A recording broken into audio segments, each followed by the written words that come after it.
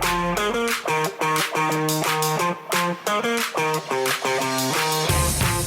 everybody, welcome to Leading for Life Stories Season 2.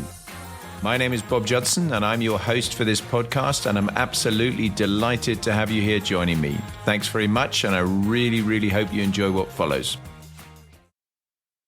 Hi everybody, welcome back once again and to another Personal Stories episode of the podcast. Back in episode 33, I started out with the joy of flying, and initially I thought, okay, I'll probably cover that in one episode, and then as I got into it, I realized I actually had quite a lot more to say than I thought I did, if I'm honest. So I didn't quite get through all the topics that I thought I was going to pick up on, and it occurred to me as I was talking really to do it that there are probably a whole load of things that I needed to cover in some subsequent episodes. So this is The Joy of Flying Part 2. And I'm going to talk predominantly in this episode about the tactical employment of aircraft, and particularly the type of stuff that I did for the majority of my career. And there's a variety of angles to that. But weaponry, employment of weaponry and training with weapons, and also air combat. Fighting the airplane, getting to a place where you're having to maneuver it in the most extreme way to actually hopefully get into a situation where you're shooting down the enemy as opposed to being shot down by the enemy, and how we did all that. And I think there's some stuff in there that I hope will be of interest to you. I mean, as with the previous episode, this is one definitely where if you're not into flying, then it may well not be for you. If you want to hear about some of the more detailed elements of what we did when we were flying, then I'm for sure it hopefully will be one for you. And as I say, I hope it captures your interest.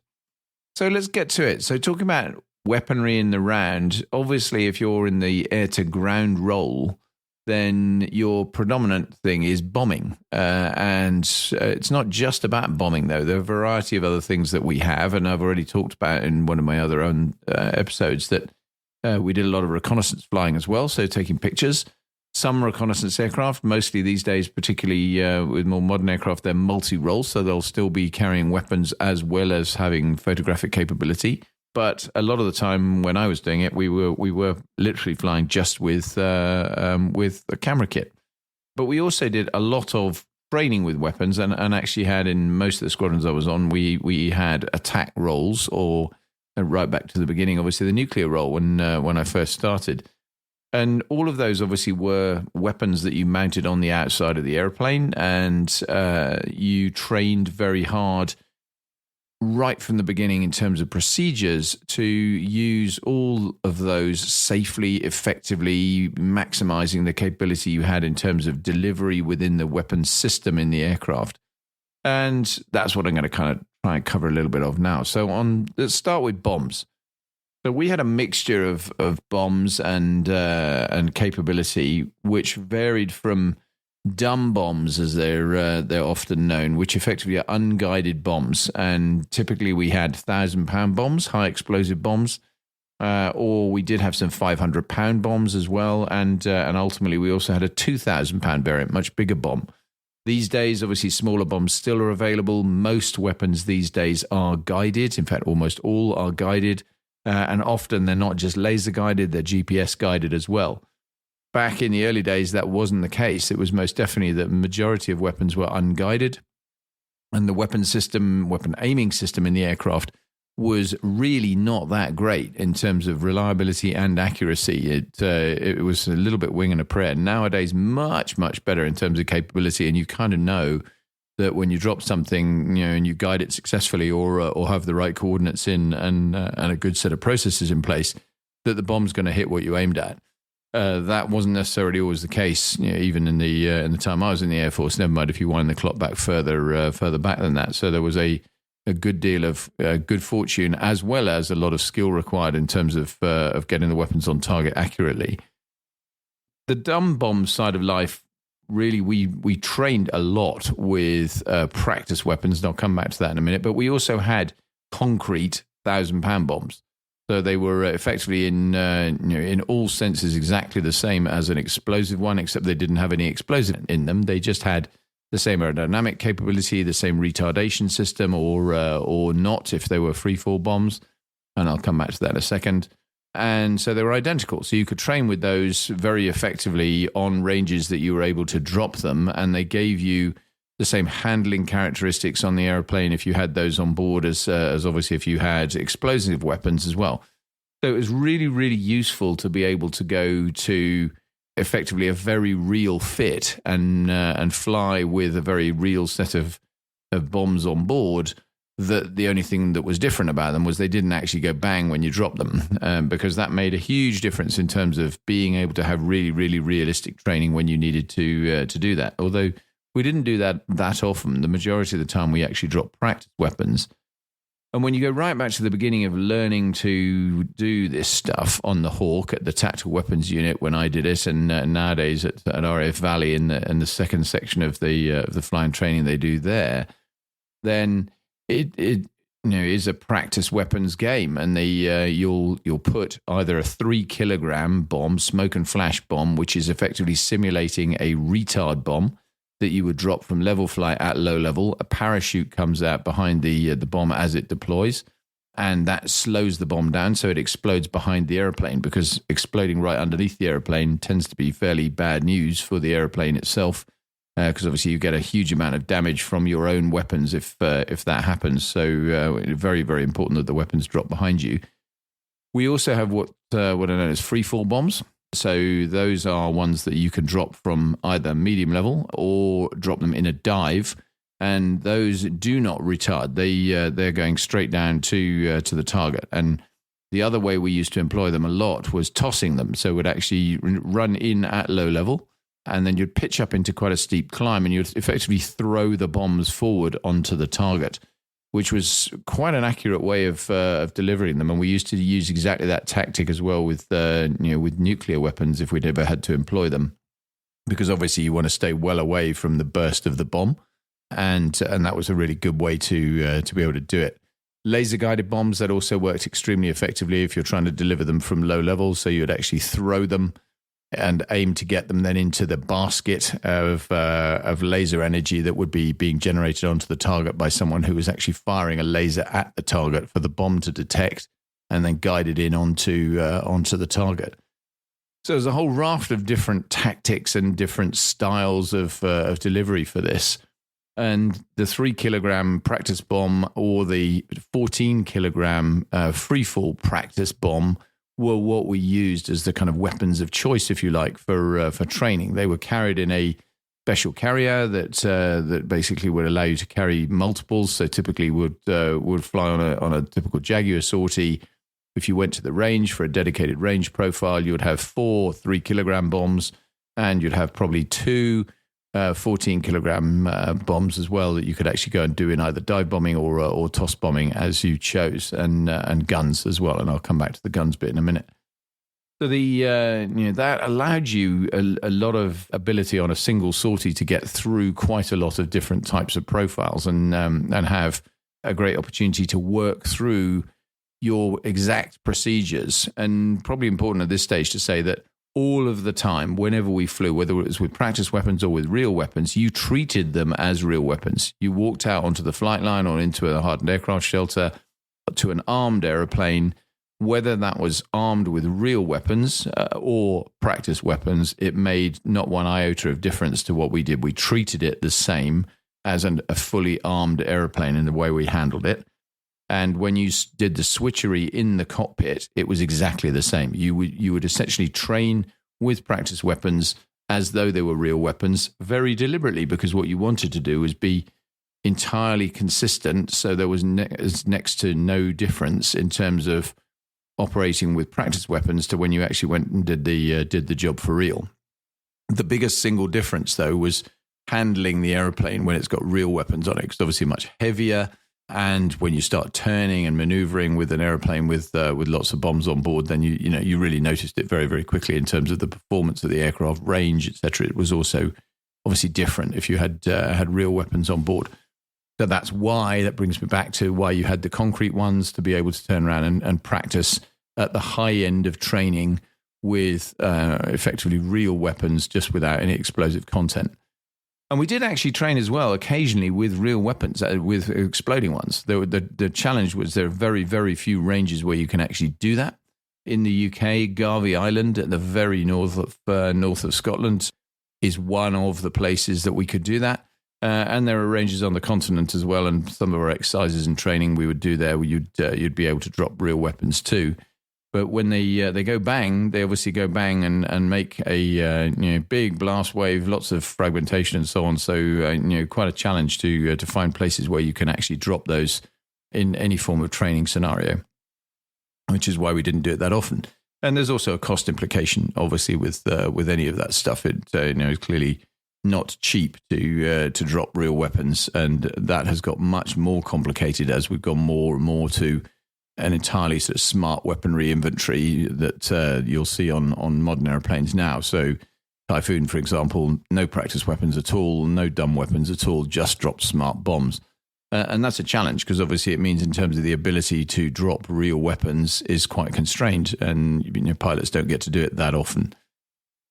Probably, though, I guess the similarity takes you to, if you look at the air defense role, they've always had that problem. So firing real missiles is a rarity because they're really expensive. So all the time it's done with telemetry, simulation, and looking at tapes and film to actually look at your instrumentation, your radar display, your head-up display to actually see what does your profile look like. Would you have hit the target? Did you have everything correct in terms of switchology and so on, and to make the pass effective? And we used to do a huge amount of that as well. So in the Jaguar, we had originally a camera that was a kind of wet film camera. It had to be developed after landing.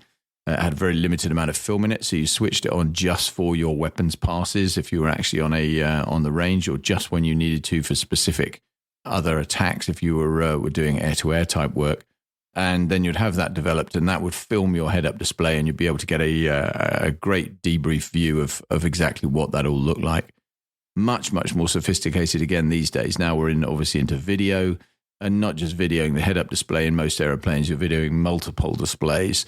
So actually you're able to see a lot more about what the aeroplane is doing, and that enables you in the debriefing environment to have a really clear picture of how your profile looked in terms of what sort of weapon you're actually trying to deliver, whether you were in the right place and with the right parameters, et cetera, in order to have a successful attack. One stage further on from that still is instrumented ranges, where particularly for air-to-air, when you're flying with the telemetry pod and that's with a captive missile on the other side that gives you the capability to fire missile shots, if you like, and to actually see exactly what parameters you had, and therefore it will give you a telemetry, a real-time, effectively kill or no kill against another aeroplane in an instrumented range. So that's the kind of highest end of all of that, and that was enormous fun to go and do as well. And so just bombing, and we had a whole variety of different types of bombs. We had 1,000-pounders, as I've already mentioned, but we also had cluster weapons back in the day, not so much now, so not used anymore. And we would train relentlessly in Germany, particularly with those predominantly at low level. When the Gulf War happened, then beyond the Gulf War, we moved much more into the medium level arena, changed our tactics, developed a whole load of new weapon profiles to be able to deliver, particularly in steep dives and so on, with bombs, with actually really quite high accuracy, even with dumb bombs. And that was very encouraging that the weapon aiming solutions were getting better, the weaponry ballistics were well understood, and we knew exactly where they were going to go and what was likely to happen to the bomb. So you could actually deliver them with tremendous amounts of accuracy. Beyond bombs, we also had bullets. We had, in the Jaguar, we had two 30mm Aden cannons. They fired about 1,200 rounds a minute and would typically fly with, for a war load, would have 2 times 120 rounds of probably high explosive ammunition, or high explosive and mixed with armor-piercing ammunition. But we also had ball ammunition, so just basically normal bullets, sort of steel-tipped, if you like, bullets that we would use for training. And we would go regularly to the range. We'd do strafe. You'd actually go and be able to strafe attack on the range, and would also do air-to-air gunnery with ball ammunition as well, and against a towed target. Typically, that would be a fabric banner towed behind a dedicated airplane for it. And that airplane would obviously be in a turn. You would fly, pointing to the outside of its turn, so inevitably zero risk or near zero risk to the target towing aircraft. And you'd shoot at the banner, and you had painted tips on your bullets to try and actually put holes through the banner that would then leave paint trails, and you'd go and count the holes when the banner was dropped back on the airfield afterwards, which was always a highly entertaining process. Strafe air to ground was a little bit more accurate than that in that they have acoustic scorers. So you'd actually it would track the supersonic bullets as they went through, and you'd get a score based on the number of bullets that had gone through the defined panel that you were shooting at from height. Immense fun going to the range to do those kind of profiles, but incredibly busy. Flying around, if you went to any range that we used to use for a dedicated range profile, you'd build up to it, but even from the very beginning when you were doing it in the Hawk, it was a hectic time to be trying to get all your switcheroo right, everything set up right to make sure you had the right kind of profiles, fly the aircraft accurately enough, and be in a position where you were delivering generally from a 150 feet was typically what would run in on the range, and 450 knots, and you're looking to actually drop the weapons from that, and various other profiles that would do as well if you're in dive, or if you're in shallow dive or steep dive, and all of those different profiles. You had to think about exactly where you were operating and how you were operating in the range, and you obviously normally did this in formation. So very regularly we'll take 4 aircraft to the range. So you had 4 of you in the range pattern at any one time. You had to monitor the spacing, make sure you were all in the right place relative to each other and not interfere with each other. And that whole process was pretty convoluted, but huge fun, because it really did give you a great sense of fulfillment that you'd done a lot by the time you actually came away from the end of a range sortie, having fired all the bullets and got rid of all of the bombs you had on board as well. High explosive strafe, where you actually had real bullets in the guns, that was something we could do a lot more readily than dropping high explosive bombs. So on a lot of our practice ranges, we could still go and do HE strafe against a particular targets, quite often tank hulks and things like that, and that was great fun.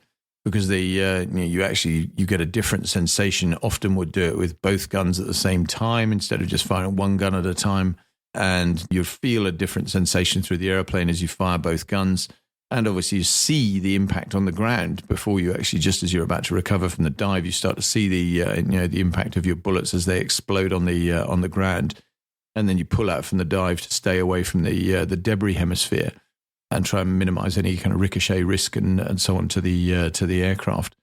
But again, we used to love doing that. That was tremendously good fun to do it. And we did, as well as doing HE strafe against air to ground targets on ground ranges. Sometimes you'd go and do what was called splash targets. So Navy ships and some of the offshore patrol vessels and things and smaller vessels would tow a target that was designed as a target behind themselves.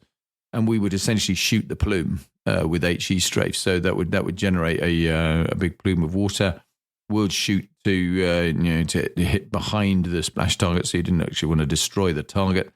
You were aiming to basically make sure your bullets were going into the right place, and you were able to generate the right kind of profile.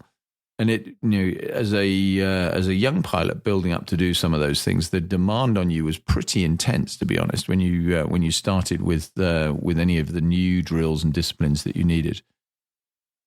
Then we add into the mix a couple of other things: rockets, CRV-7 rockets, Canadian Rocket Vehicle 7, which was the rocket we used to fire off the Jaguar. And we had various different options in terms of practice pods and operational pods. Most of the time, we actually only fired practice pods, so we tend to fire single rockets. And that was tremendous fun, because the rocket is very fast when it comes out of the out of the tube, and obviously it's going under rocket power, of course. So very, very much supersonic. The multiple times the speed of sound. Inbound to the target, and they tended to go where you pointed them. So if you aimed it accurately, that's where it went, and that was again tremendous fun when we got them. We didn't get that many of them to use, but when we did have an opportunity to do those, they were great sport, and we absolutely loved it. And I guess the ultimate firework in the weapons that we operated off the Jaguar, but also that in the air defense world that they have is air-to-air missiles. And in the Jaguar, we used to fly with Sidewinders for the majority of my time, and then ultimately ASRAAM, the advanced short-range air-to-air missile that is still in service today. And we flew with them underwing for a long time on the outboard pylons, but then when we upgraded the airplane with the avionics upgrades, we put them over the wing, which was a great place to have them. That was from around about 1990, I think, when we'd reinstigated that for the Gulf War and put them on the top. And because they were sat on the top, they made the airplane look amazingly mean as well with with them on the top. You could see them in the mirrors when you looked in the mirrors from the cockpit. And it just gave you a kind of different feel when you had missiles on the top of the wing. But if you fired one from the top of the wing, that was amazing because it went literally right past the cockpit when you fired it. And again, we didn't have very many opportunities to do that. You had special ranges that you go to, and maybe once, twice, maybe once, possibly twice in a tour. Maybe if you were really lucky, you'd get a chance to do that. But pretty rare. Most of us only fired one or maybe two total, I suppose, over our flying careers. Air defense pilots obviously fired a few more, and they also had radar missiles that they'd get the chance to fire on certain ranges as well. We didn't have any of those. And when I was on the Typhoon, we weren't doing any actual live firing either. So I've never fired anything off a Typhoon.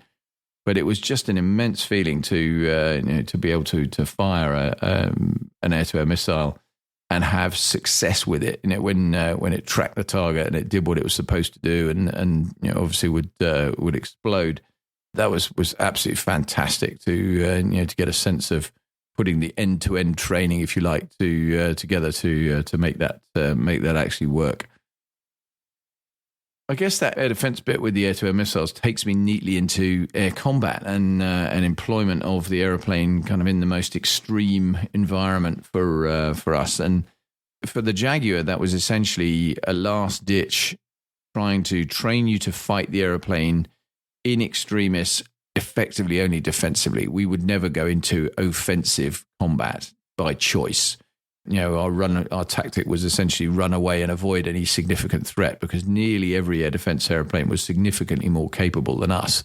And therefore, we knew that the likelihood was we would have to run away. The other big thing was if you did have to do any kind of air combat maneuvering, almost certainly before you started, you were undoubtedly going to have to jettison all the stores, which if you were on the way to the target, was clearly not a great thing to do because it meant your mission was a fail, that you'd actually thrown off your bombs and tanks probably before you'd actually got to the target. And that was clearly very negative, that we would have to do that in extremis to survive, but we would try very hard to avoid the threat, step around the threat, run away from the threat, hide from the threat.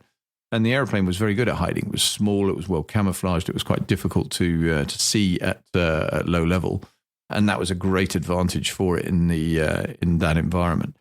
But if you got into the combat game, and we did this obviously a lot for training just to get the handling right, because the aeroplane did have quite a lot of handling vices, we would actually try and make sure we got better at maneuvering the aircraft to its absolute limits, just to give you a sense of what could you do if you'd had to do that.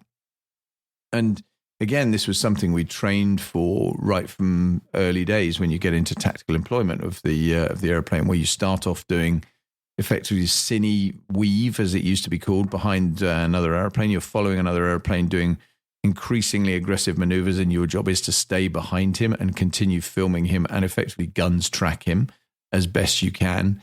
Even earlier than that, through basic flying training, would do tail chasing, so you would actually follow another aircraft just to be able to lead and lag him, to be able to stay roughly at the same distance behind him and follow his maneuvers. And you can wind those up to be quite extreme with people when they get more capable.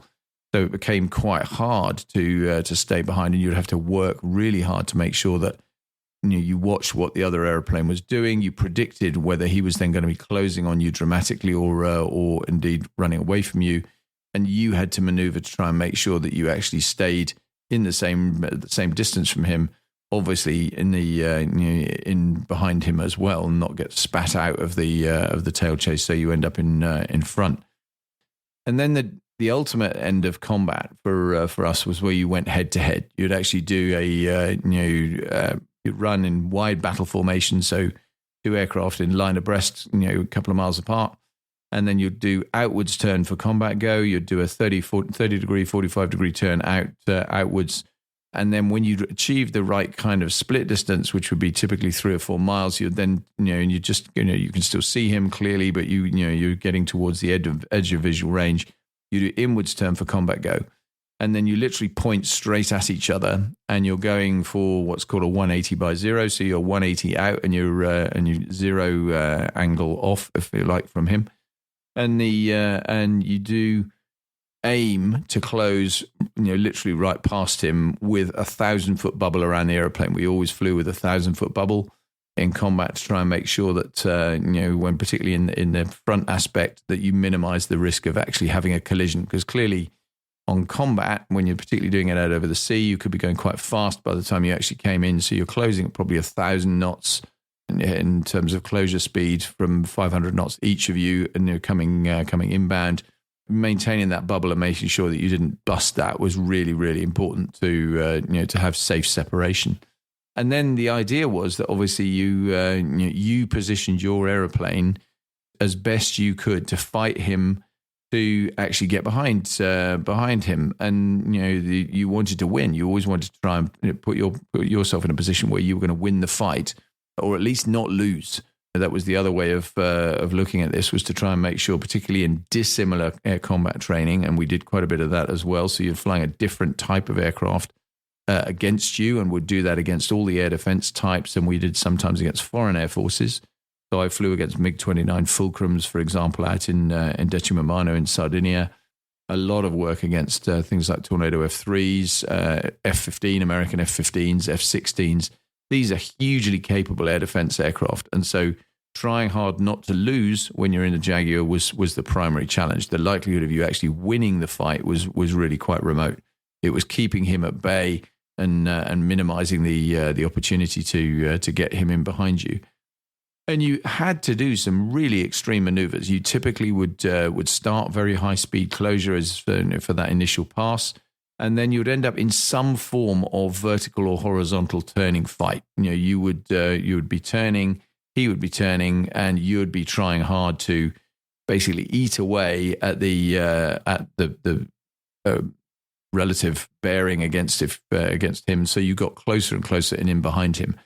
A lot of it was about managing your energy state, making sure that you stayed still relatively high energy if you could, or if you did get very low energy, flying the airplane on the limit and flying it better than the opposition. If you achieved that, then you would nibble away progressively, and you'd actually turn around eventually to get to a position of advantage, unless the opposition made a mistake. And that did happen. So you'd have things where you could actually end up using the sun, for example, classic, almost Battle of Britain movie type stuff where, he's coming out of the sun. That was really, really difficult. If someone pulled up right into the sun, very difficult to see them, and you had to be tremendously careful to not end up in a collision at that point. So we had all sorts of procedures to try and minimize that risk. And if you did lose sight, the chances are you were going to lose the fight. If you lost sight and the opposition that you were flying against still had you tally, as we used to say, then you would pretty much expect that the next thing is he's going to be in a shooting position on you, unless you reacquired him quite quickly. The other big issue for this in terms of the Jaguar as well was maneuvering and keeping safe speed, safe handling of the airplane. In an airplane that is prone to quite big handling issues, it was definitely an area where you had to be careful. As you got slow, you got very high angle of attack some of the time. Particularly if you're going nose up, you had to be really careful that you didn't end up going into almost ballistic and ultimately tail sliding the airplane, which was a bad thing to do and would end up precipitating a potentially a sort of worst case a spin or a departure. And you wanted to avoid that. So trying to make sure you had control of the aircraft at all times when you were doing this was absolutely key. And the other thing, when you then stepped into something like a Typhoon, was this was high G stuff.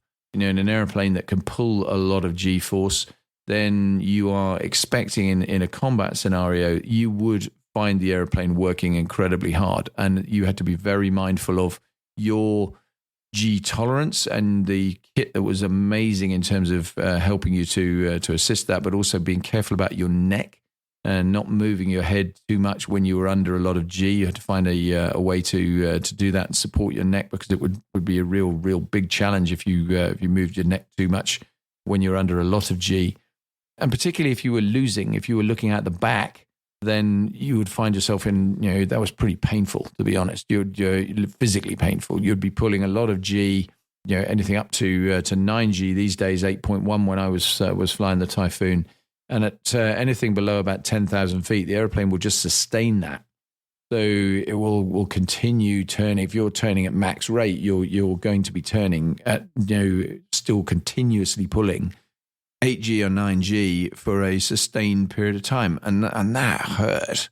And I found in particular that my right arm was okay, where that was supported on my leg with the control column, but my left arm, where it was holding the throttles, then there was nothing that was protecting your arms from the from the G-force, and the blood would pool in your left elbow from the G pushing it down through your body, and that would really hurt, and you definitely felt it afterwards when you're doing that. And I guess the thing about combat was it was absolutely the sport of kings. It was one of those things where it really was 1v1 or 2v1. Sometimes we used to fly as well. You had 2 aircraft versus 1. I mean, it was the ultimate test in terms of your handling ability of your aeroplane versus somebody else. And that was enormous fun to do. Tremendously satisfying to have a go at that and come away, particularly if you came away successful from it. But even if you didn't, frankly, it was always great to do.